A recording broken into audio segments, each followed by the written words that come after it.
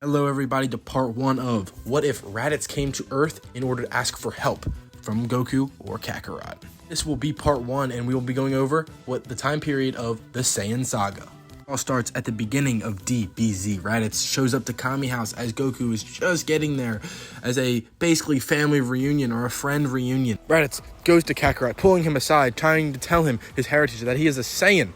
And that though they are generally more evil and more malicious, that they are trying to change and they need to take out Lord Frieza, the one who enslaved the race and then killed all the Saiyans. Tells them that they have 2 more comrades who will be helping them in this journey, Vegeta and Nappa. But their power is much greater than even Raditz, who to them is basically God. Because all their power levels, as Raditz Scouter says, is around 500, a little under, a little over, give or take. Raditz's power is 1,500. They all need to train and become much stronger to even compete with Vegeta and Nappa. He tells them that they will have a whole year before the other 2 Saiyans get there, and that their plan is to reconvene at Earth and train as much as possible before they finally will go after them, possibly going to Namek due to them having special abilities and possibly even having wish orbs. Goku goes to Raditz and tells him, hey, we have wish orbs here. They're called Dragon Balls. But I don't really know how this could help. Raditz suggests that maybe they can ask for immortality. Goku states that they might not be able to get immortality, plus also that's kind of an unfair thing. So they decide maybe not. Side note, outside of Zamasu, no one's really wished for immortality. I'm going to say the Super Dragon Balls can give true immortality like Zamasu had, while normal Dragon Balls can just give like what Roshi has. Nappa and Vegeta arrive. I'm going to be going over power levels. Start off with explaining how Gohan trained. It's very similar to what it was before. Goku is there, but he's going to mostly train with Piccolo due to Goku training with the other Saiyans. Piccolo is going to also train with the other Saiyans, but his main job is to get Gohan up to at least a fightable level, putting him in the forest just like the show, and then him sparring with the other people as well. Gohan's power level is 1,000 to start, but enraged, nobody knows his potential. Krillin is going to be just under 2,000 at 1,800. Tien is just above that at 1,850. Yamcha is a little bit weaker with 1,600. Piccolo will be 4,000. Goku will be 4,800. Raditz will be 4,900, just slightly above. Vegeta and Nappa will be canon level. Nappa will be actually weaker than the other 2 Saiyans at 4,000. And Vegeta will be much stronger than everyone at 18,000. As Vegeta and Nappa land, they tell the Z Fighters immediately of the plans of the Lord Emperor Frieza. He sent Zarbon and Dodoria along with 2 foot soldiers to Earth in order to find these wish orbs, possibly thinking of Namek as well, but not deciding on going, just wants to learn and figure out what he can. Vegeta tells how Zarbon has a transformation, unsure of how powerful it truly is, as well as Dodoria being quite a strong fighter, both of them being at least a little bit stronger than Vegeta, so that they must train now and prepare as best they can. Nappa chimes in, reminding Vegeta that they will be there in under a month, around 28 to 30 days. Side note, this is about the time that took Bulma, Krillin, and Gohan to get to Namek. I just used a rough estimate just because I'm not entirely certain how long it would take. This is just a rudimentary time estimate. At this point in the story, a year after Raditz lands, Raditz is much more friendly than the other 2 Saiyans, but still quite aggressive. But due to him being the brother of Kakarot and having that year, he is much more tame. Nappa and Vegeta are both very hostile. Nappa slightly less due to his lack of power in comparison, but Vegeta has definitely threatened the Earth multiple times when annoyed. Nevertheless, the Z-Fighters have to trust, and Vegeta does not blow up the Earth, thank God. Z-Fighters teach the Saiyans how to read without their scouter, but to make sure they keep the scouter just in case of alerts of Zarbon and Dodoria being there any earlier. As the month goes by, Goku says, hey, we gotta get the Senzu Beans, which they wind up acquiring 8, which is actually quite a few, and that will be able to provide a lot of health. At last, Zarbon, Dodoria, and a few foot soldiers land on Earth. Power recap of the Z Warriors. We have Krillin just over 2,000 at 2,010. Tien at 2,100. Yamcha a little under both of them at 1,700. Gohan at a base power, unraged, 1,400. Piccolo as our first heavy hitter at 9,000. Goku at 11,000. Raditz at 10,100. Vegeta at 20,000. Nappa at 9,500. This may seem like a large power difference from what they were before, but you gotta remember Vegeta is much stronger and leading to better training for Piccolo and Goku. Raditz. Also, Nappa and Vegeta never actually trained prior to this, just battling and conquering other planets. As the groups meet, Zarbon asks, "You guys supposed to be the welcoming committee? Goodbye." Shooting a blast extremely powerful at Yamcha, killing him immediately, leaving all the Z fighters stunned momentarily. This prompts the fight to happen immediately. No remorse is going to be given by either side. There has been blood, and it has been Zarbon's first striking. The first group is Krillin, Tien, and Gohan versus 4 foot soldiers, all soldiers around the power level of 1,200. Not a terribly hard fight for the 3 warriors. The next group is a cluster of Goku, Piccolo, Raditz, and Nappa versus the pink man Dodoria.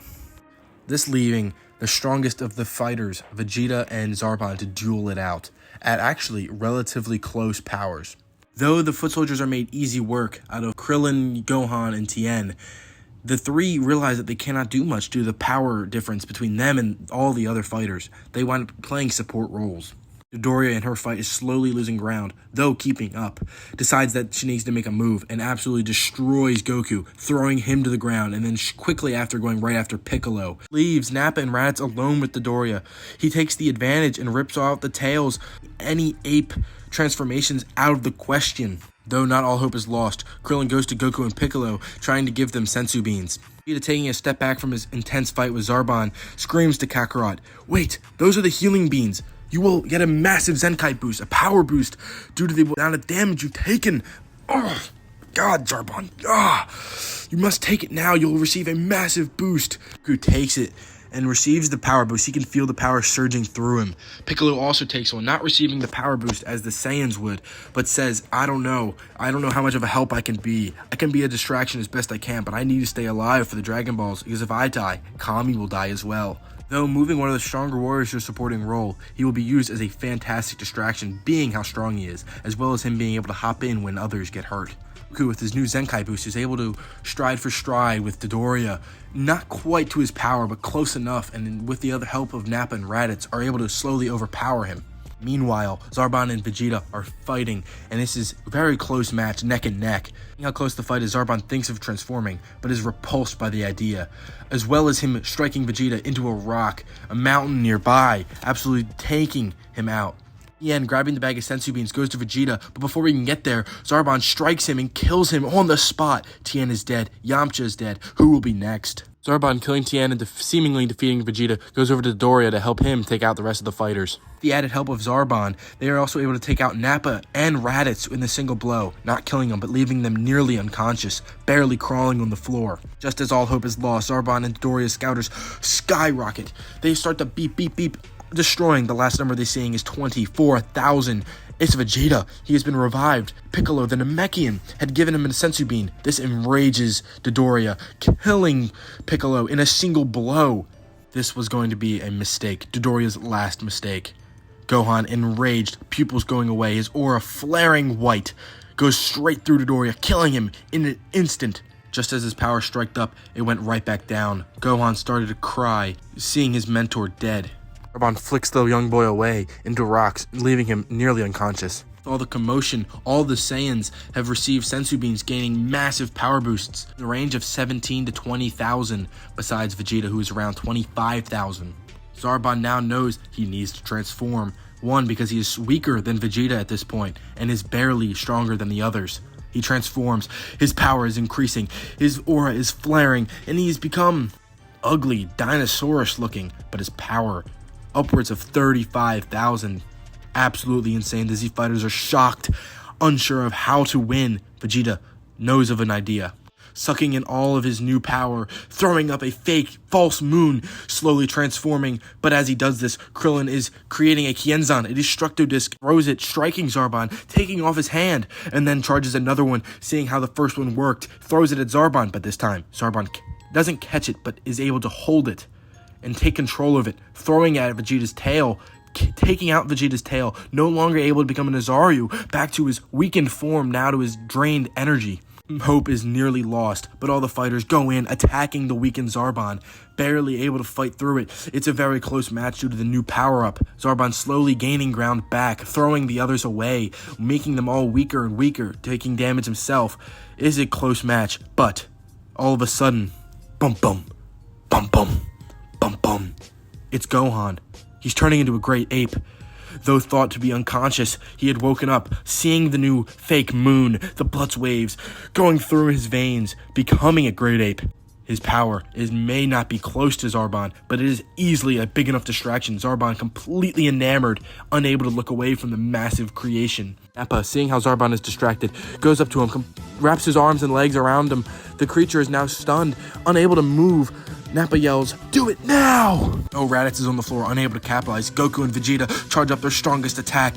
Gallic Kame Gun Ha Me Ha! Completely destroying Zarbon, killing him and Nappa.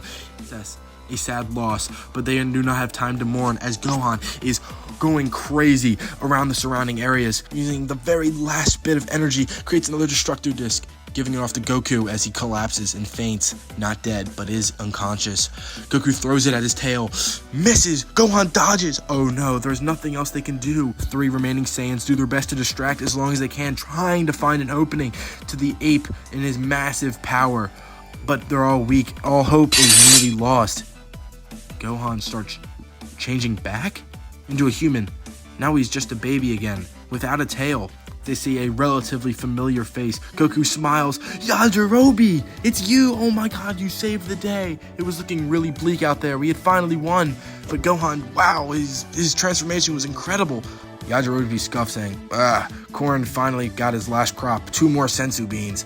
But I'm just glad I could save the day. These guys are all scary. I don't even know if I can compare anymore. Wow, I'm gonna go back. I'm tired, honestly. Vegeta goes to Kakarot and states that you, me, and Raditz need to go to Namek, even some of the humans. We're gonna need all the help we can get. Frieza is so much stronger than even these foes. We're gonna need to train. But if he gets immortality from the Wish Orbs, it may be impossible to kill him. 3 remaining warriors pick up all those who have perished and bury them, and also taking up those who are unconscious to Bulma's place. They need to heal everyone, along with find out how to get a spaceship to get to Namek. Alright everybody, that's going to do it for this video. That's going to do it for this What If for now. If you want to see the Frieza saga, there was a cliffhanger at the end, and it's going to be crazy whether or not they're going to be able to take out Frieza or not, because these people are probably only slightly stronger than they were originally.